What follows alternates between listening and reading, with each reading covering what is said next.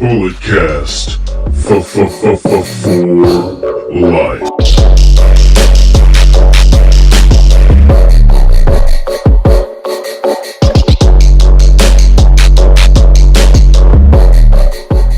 Welcome, everybody, to the instant analysis of NXT Brooklyn 4, live from Brooklyn, as the name would suggest. My name is Brandon, and we're just going to get straight into it. They started off with the Tag Team Championship match, which was Mustache Mountain going up against the champions Undisputed Era, consisting of Kyle O'Reilly and Roderick Strong, and this was a hot opener to the show. Obviously, the Brooklyn crowd was hot for this one. A really good match in between these two teams, as you would expect. The match in its entirety went 18 minutes and 2 seconds, with the Undisputed Era going on to victory. Good back and forth here between two teams. They had a nice callback where Trent Seven grabbed the towel and was going to throw it in to save Tyler Bate, but Tyler Bate said no, and then Trent Seven ended up throwing the towel into the crowd. So that was a nice little callback to the match they had at Full Sail, where the Undisputed Era was able to take back the Tag Team Championships from Mustache Mountain. I kind of speculated on the Bulletcast that the EC3 Velveteen Dream match was going to be the first match. I think definitely that was the least built up match. I mean, maybe not. They did do a lot of like vignettes and some sort of promos back and forth, but I feel like that was probably the least anticipated match out of all the other ones here. This might have not been a real anticipated match. I think all the matches here on this card, going into it, I'm not going to say this was the most hyped up takeover of all time. Probably not the best, maybe even the worst Brooklyn takeover they've ever had, but they have a really high bar. Like all other three Brooklyn takeover shows could honestly be, in the top 5 of NXT takeover shows. And we're going to get into my thoughts on the entire show later, but the tag team match was a fantastic start off to the show. As I said, 18 minutes. Didn't feel like a great back and forth wrestling between all four guys, Kyle O'Reilly and Roderick Strong. I'm a huge fan of Kyle O'Reilly. Roderick Strong, I mean, he's okay. He's still got to. I think he is getting better as a heel in this Undisputed Era faction, kind of doing these cocky promos. Tyler Bate, a young gun. He's only 21, and Trent Seven. Trent Seven, he's a good guy. Tyler Bate, I think, definitely is going to be the focal point of the NXT UK division, as well as him and Pete Dunne. I think the whole Mustache Mountain crowd or group is going to be the top team in the NXT UK division, since there was a commercial during the show where they announced that NXT UK was coming soon. No official date, no information further, just kind of some highlights of the NXT UK Championship tournament that happened a few months ago, and then just the announcement. So on to the match I talked about a little bit earlier, which was Velveteen Dream against EC3. Velveteen Dream, everyone talking about the pants he was wearing on his buttocks. It said, "Call me up, Vince," and he had the Rick Rude style trunks that he usually had with the spray paint all over it. It had Brooklyn. I think it had the Brooklyn Bridge on it at some point, on somewhere on his legs, but not the most elaborate or the most like get in the person's mind trunks that the Velveteen Dream has had, but they were flamboyant. And this match, I think this was by far the worst match on the card. I just didn't feel like this really had a nice ebb and flow to it. I felt like the Velveteen Dream, especially early on, was bumping like crazy. Like it was kind of reminiscent of the Hulk Hogan Shawn Michaels match at SummerSlam, where Shawn Michaels was just going over the top and just doing flip bumps when he didn't need to. And I felt like this was what Velveteen Dream was doing here. I obviously can't speculate if there is heat between these two guys, but obviously Velveteen Dream went on to win the match in the end, so it wasn't like the Shawn Michaels thing where Hogan just politicked his way into beating Shawn Michaels and then not having to do a rematch. So I don't think there's any heat between these two guys, and that's why Velveteen Dream was bumping like that. But between these two, I'm still not sold on Velveteen Dream like everybody else is. I'm not going to sit here and say he's going to be the next star in WWE, kind of like what John Cena says. EC3, he has good promos. He has a good character, I feel like, when it comes down to the ring. I just don't think it clicks. I don't know if it's his muscle mass, if he's too big, if that kind of limits his ability in the ring, but I just feel like EC3 just isn't really clicking with me up until this point, even though he's had a short career in NXT. Velveteen Dream, Definitely probably my least favorite Velveteen Dream Takeover match, even with Velveteen Dream losing most of his other ones except for the one against Cassius Ohno. I just felt like this was not either one of these guys' best showings. I don't know if I would blame it on either guy per se, but I just think the build up to this match wasn't very serious. It was just kind of two bombastic personalities going back and forth. I think they tried to play that up a little bit and trying to have Velveteen Dream play some sort of mind games or something, but I just didn't feel like it clicked here in this match. Velveteen Dream ended up hitting a Death Valley driver, which is now called the Dream Valley driver. EC3 came up and his eye or nose started bleeding, and he posted later on Twitter that he had a pretty swollen eye. So I don't know if it was from the Dream Valley driver to where maybe Dream's shoulder hit him in the face, and maybe that's how it got there. But definitely something happened to where EC3 was busted open. Not severely, just noticeable to where there was blood on the face, and the referee had to break out the gloves, and we all got to be safe and all that other stuff. But Velveteen Dream ends up doing another Dream Valley driver, this time on the out on the ring apron, and then he hits the elbow, rolls EC3 back in, and pins him. A 15-minute match. As I said, not the best match on the I mean, definitely the worst match out of the, was it four or five? Believe it was 5 matches on this card. Yeah, but they come back from commercial break and they show Matt Riddle sitting front row and he was welcomed by big cheers from the crowd. A bro chant started.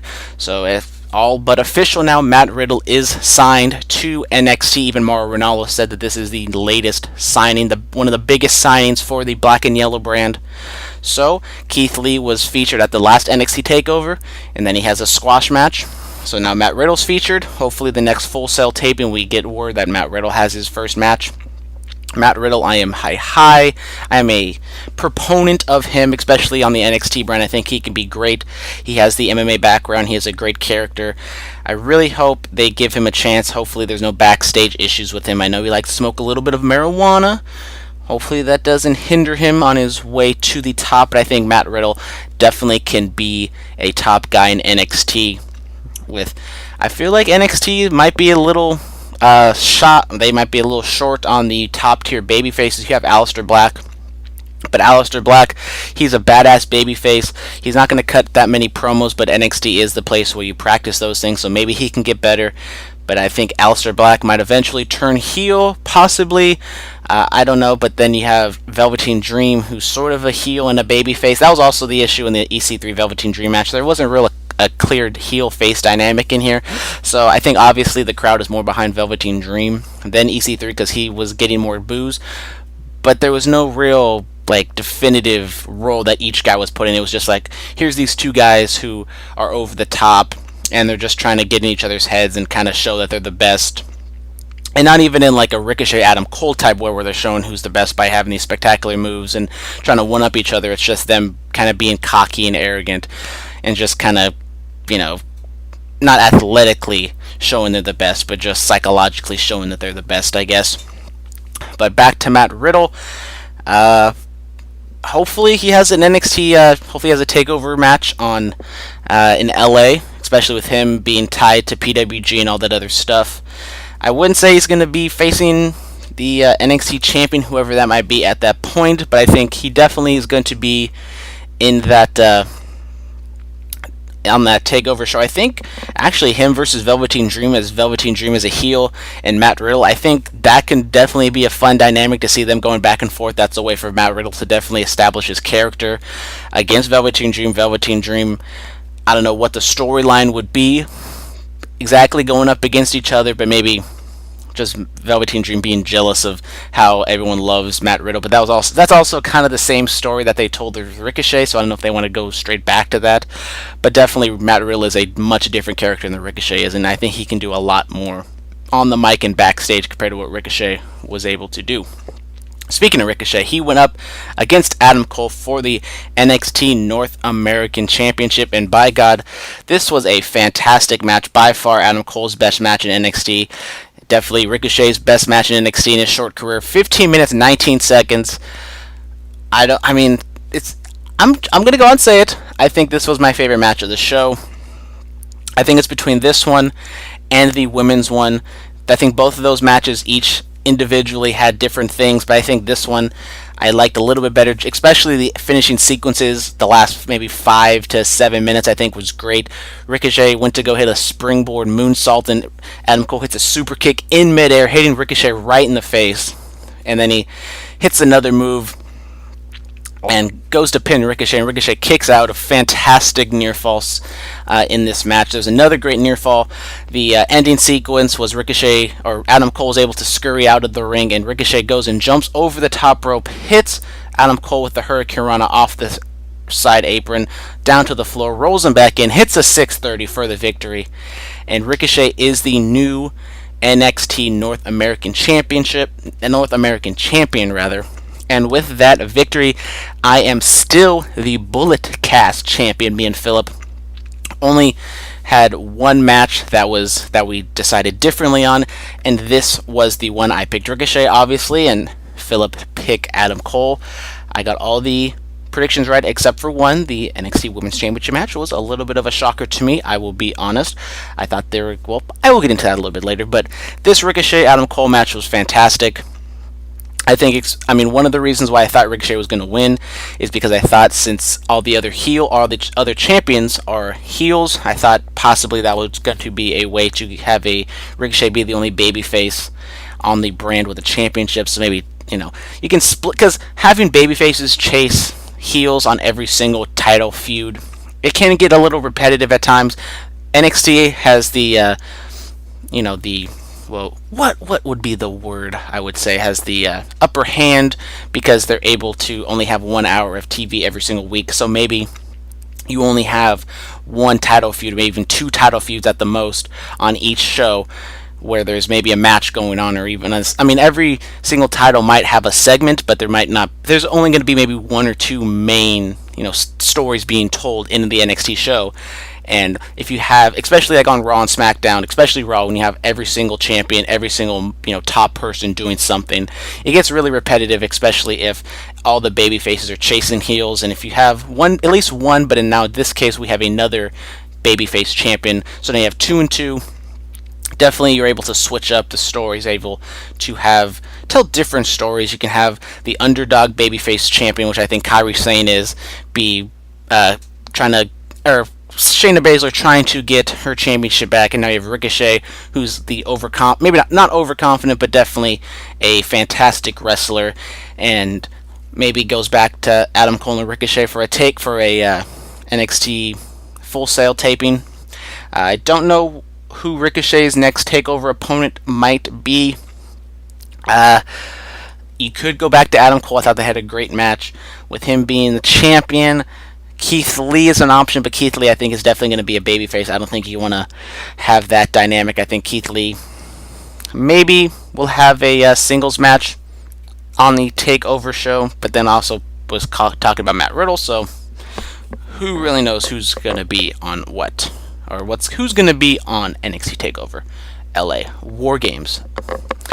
Next up, we have the the NXT Women's Championship match with Kairi Sane going up against the champ Shayna Baszler. They showed Ronda Rousey, Jessamine Duke, and Marina Shafir in the front row supporting Shayna Baszler. And that was basically it. There was some rumors that maybe they're going to shoot some sort of angle and set up the 4 Horsewomen match at Survivor Series or Evolution, but nothing happened. Just the 3 out of the 4 Horsewomen were sitting ringside, showed them for a brief second, and that was it. Nothing played into it, but something that might play into the 4 Horsewomen 4-on-4 match is that Shayna Baszler was not the NXT Women's Champion anymore, because Kairi Sane defeated her in 13 minutes and 38 seconds with a quick roll-up. Kind of the finishing sequence I was thinking was going to happen, as I picked Shayna Baszler to retain. Kairi Sane goes up to the top rope, tries to hit the elbow, and Baszler blocks it. She kicks the elbow, and then she goes to choke her out, but Kairi Sane quickly kind of what Ember Moon did in the first TakeOver match they had, where she rolls up and I don't exactly know how to explain it, you can go watch it, but she pins Shayna Baszler's shoulders to the mats and gets a quick 1-2-3. Crowd pop huge for it. I think I was a little bit shocked they gave it to Kairi. But maybe this is a sign that maybe Baszler's going up to the main roster and do something.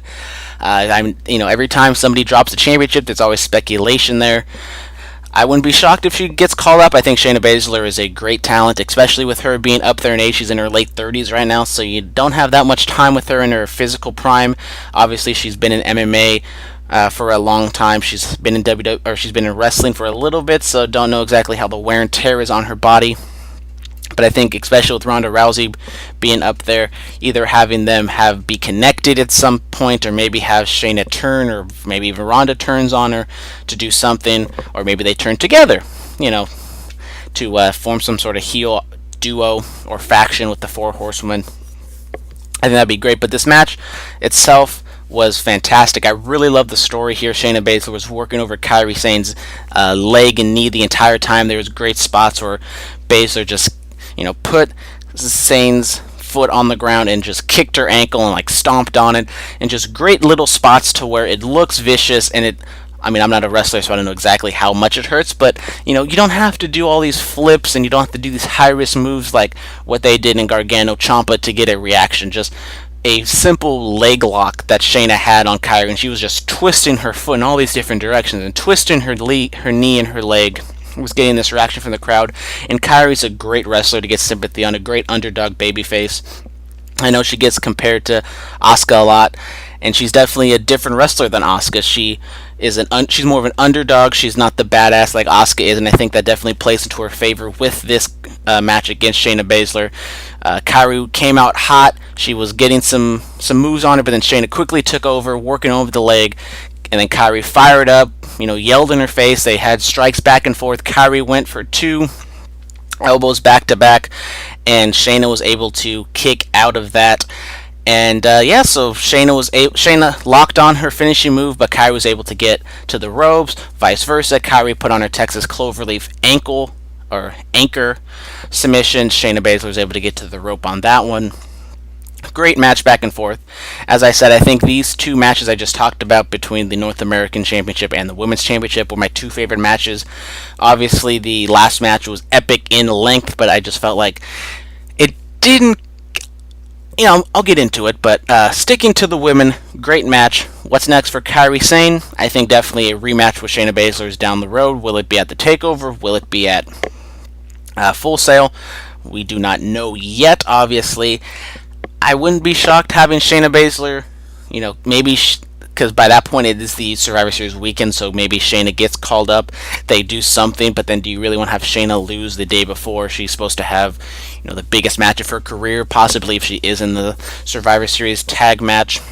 But the women's heel division, at the moment, you have Bianca Belair waiting in the wings, getting over her injury. That's about it. You have the Lacey Evans, who's been kind of up and down. She gets some wins and then she kind of loses again. So she's kind of like the second tier, I would say, women's division heel at the moment. So I think maybe Bianca Belair eventually is going to get built up and challenge for that championship, whether it's Shayna Baszler at TakeOver Survivor Series or it's going to be Bianca Belair. I think definitely Bianca Belair, if Kairi keeps the championship, is going to be the next heel to go up against her. And obviously, you have the baby faces. You can do babyface matchups in NXT. They've done it sometimes. You got the Candice LeRae waiting in the wings. Nikki Cross, who knows what's going on with Nikki Cross? Is she getting called up? Is she staying in NXT? Who knows? But especially with the Mae Young Classic coming up, you're going to get a fresh crop of talent that way. Hopefully, Toni Storm and other people get their just due when they get signed in there with NXT, and maybe breathe some new life into the NXT women's division.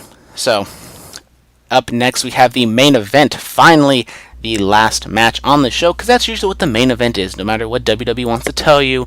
There's many different main events on WrestleMania and SummerSlam. No, the main event is usually, if not all the time, the last match on the show, and this one was Johnny Gargano versus Tommaso Ciampa for the NXT Championship in a last man standing match. Great match. I know I'm kind of, crapping all over it, saying it wasn't my favorite match. It definitely was a great match. I would say it was my least favorite out of the 3, but those other 2 matches that they had were one of the best matches I've ever seen, match of the year candidates, and this match, it didn't click with me, to be honest. But they had a fantastic match, hard hitting. There was callbacks with the handcuffs were coming out. Tommaso Ciampa pulled up the ring apron, exposing the boards. Johnny Gargano pulled the ring mats on the side to expose the concrete. Just different little callbacks to all the different matches they've had. It would be interesting to see what they would have done if Aleister Black was able to compete in this match in a triple threat. I still think Gargano or Tommaso Ciampa would have ended up being the victor, and that is what happened in 33 minutes and 41 seconds. Tommaso Ciampa retained the NXT Championship. 33 minutes, I was a little shocked that it was that long, because honestly, I didn't feel like it was that long. I knew it was a long match. I would have said maybe 25 minutes. I didn't think it was past the half an hour mark, but that just shows how great the match was. A long match. It didn't feel like it at all, but there was hard hitting. There was a spot that could have been the finish, honestly, where Ciampa gets a running start with the chair, hits a knee on Gargano, and he goes through the ring announcer's little corner area, where Roman Reigns always spears somebody. Probably where he's going to spear Brock Lesnar tomorrow on SummerSlam. But then Tommaso Ciampa buries him on all this different crap. He throws a briefcase or a suitcase. I don't know where the suitcase came from. Threw everything, the timekeeper's table on him. And Johnny Gargano, because I thought, maybe they were going to do some sort of gimmick finish, which ended up is what they did. But I thought this was maybe a way they can do it, of Gargano being buried in something, and that's how he's not able to escape. But he was able to get out at the count of 9.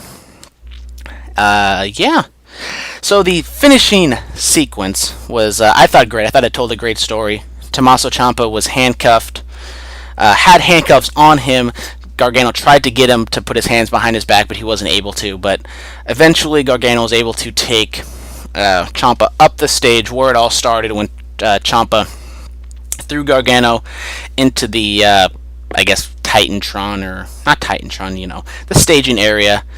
And Gargano handcuffs Ciampa's wrists to the, side LED boards all the way on the left side. So not even right by the entrance, all the way on the left side. And Gargano keeps hitting super kick after super kick. The crowd keeps chanting one more time. Ciampa keeps getting up at the last second, and then Gargano teases that he's going to hit the knee. Ciampa's screaming at him, telling he's sorry, trying to show remorse. Remorse in quotation marks, because he's getting his ass kicked right now, so of course he's going to say he's sorry.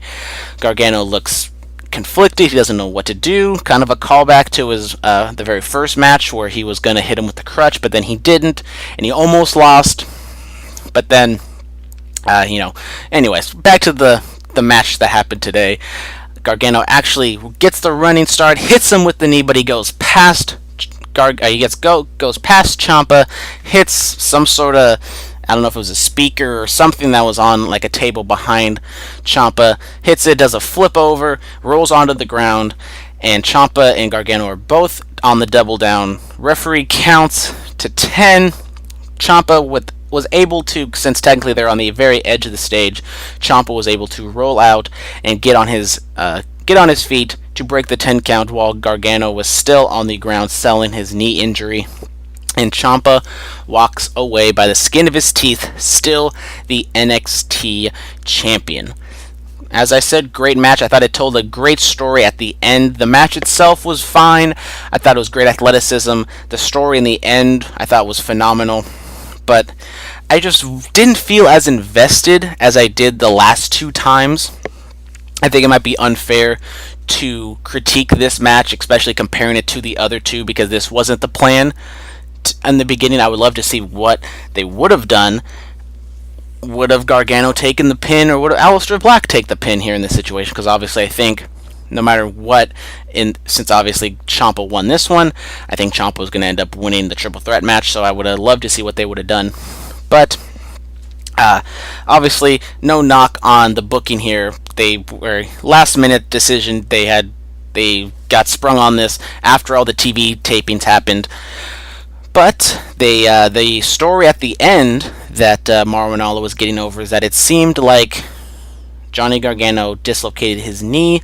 He was selling it. He was barely able to walk on it. He was getting carried off, trying to get to the back. So, does that write Johnny Gargano off for a long time? Hopefully, I'm going to be honest, I hope we never see this match again in NXT. I hope this is the end of it.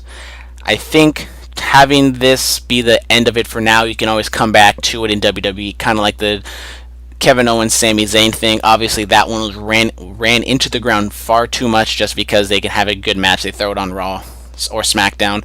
No hype for it at all, and they tell them, go out there, fill 15 minutes because we know you can. You've done it, and you can do it in your sleep, so why not do it now? But I think this is definitely something you put on the back burner, you save it, and then maybe I would say you call up Johnny Gargano and you put him on SmackDown, who needs baby faces at this point. You call up Gargano, maybe not right away, maybe to sell the injury a little bit more, I guess. But then Ciampa, I think he's going to face Aleister Black down the line eventually, maybe at the next TakeOver. You got Matt Riddle, you have Keith Lee, Ricochet's the North American champion. You can always do champion versus champion, but I don't think they're going to do that at the moment. Cassius Ohno, I think honestly Cassius Ohno being like a kind of TV feud for Tommaso Ciampa would be a great thing, with Ohno kind of flaring up, kind of getting his edge back a little bit, as I've been talking about on the past Under the Radar shows, with Ohno winning squash matches, showing some intensity, maybe possibly turning heel. But I think giving Ohno a little NXT Championship feud just on TV. I think especially because I'm pretty sure the next TakeOver event is at Survivor Series weekend, which is 3 months away, so you have a lot of TV time to fill. You can do something to where I always wish they did this on Raw. Especially on Raw when you have so much time to fill. You can have these little feuds that go on for 2 to 4 weeks that aren't going to be on a pay-per-view. Maybe the champion has his main feud with, I don't know, let's say Roman Reigns is feuding with Brock Lesnar right now, but then Roman Reigns is also feuding with kind of a lower card guy. He's feuding with Baron Corbin, which is basically what's happening. But you can have kind of a serious thing between them, even though Roman Reigns is facing off with another person. Because in real life, you can deal with two different conflicts at one time. You don't are solely focused on one person. But going forward, I think this should be the end. I know this probably wasn't the plan to begin with, but I think you put this on ice. You let Vince or Triple H or whoever's in charge, obviously Vince, but hopefully Vince doesn't mess this up when they get to WWE. Ciampa gets great heat, still coming out to boos, has no music. I wonder how long that lasts. If he just continues to, especially on WWE when people don't even know who he is he just gonna come out with no music and people it's gonna be crickets because they don't know who he is? Which, obviously, if he debuts at a WrestleMania or SummerSlam crowd, that will help him a little bit. But I think when you are on, the middle of July in the Midwest, I don't think he's gonna get as big of a reaction as he got tonight on Brooklyn. And honestly, the reaction was good. People booed Ciampa a lot, but they just didn't boo him as much as those first two matches against Gargano, which I think is a testament to show that people are sort of getting tired of the matches, or at least the story. 3 straight matches for TakeOver. We're used to that kind of on WWE, but in NXT, I think, even in WWE, people get sick and tired of. We're getting sick and tired of Brock Lesnar and Roman Reigns. That feud has been going on for 3 years at this point, and we're just getting tired of it and we're ready for it to be over. So, hopefully, they better go their separate directions. Overall, I thought this show was very, very good. Definitely not in the top tier of NXT takeovers. I would probably say somewhere in the second tier, maybe lower, maybe mid-second tier. I thought it was a really good show. Nothing really, eye-opening or jaw-dropping. There was no, great match of the year candidate that happened, especially with the Gargano Ciampa matches that happened earlier on this year. I think both of those matches are by far the best 2 NXT matches that have happened on NXT this year, possibly even WWE in total. And I think, honestly, this might be the first time that I can honestly say I think the WWE show has a chance to be better than the NXT show. With the Roman Reigns Brock Lesnar thing, it can maybe be fun and good on a whole different level just because the crowd takes over. You have Samoa Joe and AJ Styles, which should be a good show. Ronda Rousey defeating Alexa Bliss hopefully should be fun. But I'm not going to say have confidence that SummerSlam will be a better show than the NXT show, but I think it has the possibility if everything delivers, which it possibly can be, but SummerSlam is going to be like a 7-hour show because you got to get the viewerships, and WWE has to brag to stockholders that they set a new record for the month of August for, total minutes viewed on the WWE network or something like that. But anyways, that'll do it for me for today. Thank you guys very much for listening to this, watching this. If you are watching this on YouTube, make sure to follow the Bulletcast on Twitter and Instagram.